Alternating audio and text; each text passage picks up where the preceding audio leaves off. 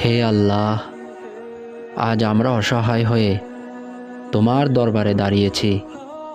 আমার প্রিয় ছোট্ট মেয়েটিকে তুমি সম্পূর্ণ শিপা দান করো মাওলা। এমন শিপা যার পরে আর কোনো কষ্ট থাকবে না।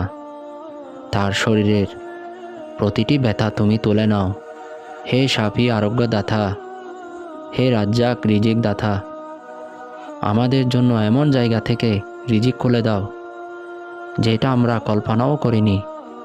চাকরি হোক বা হালাল অনলাইন কাজ হোক, যেখানেই কল্যাণ আছে সেখানেই বরকত দাও মাওলা।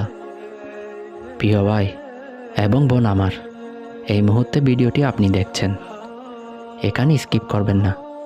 একটা কথা মনে রাখবেন, আল্লাহ যাকে ভালোবাসেন তাকে পরীক্ষা দেন, আর যাকে দিয়ে দিনের কাজ করান তার জন্য রাস্তা খুলে দেন।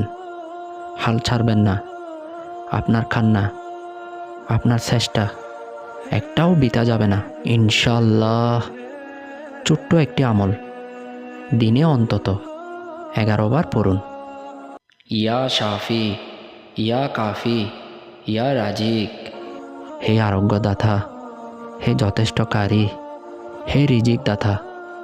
এবং মেয়ের মাথায় হাত রেখে পড়ুন সূরা আল ফাতিহা, আয়াতুল কুরসি।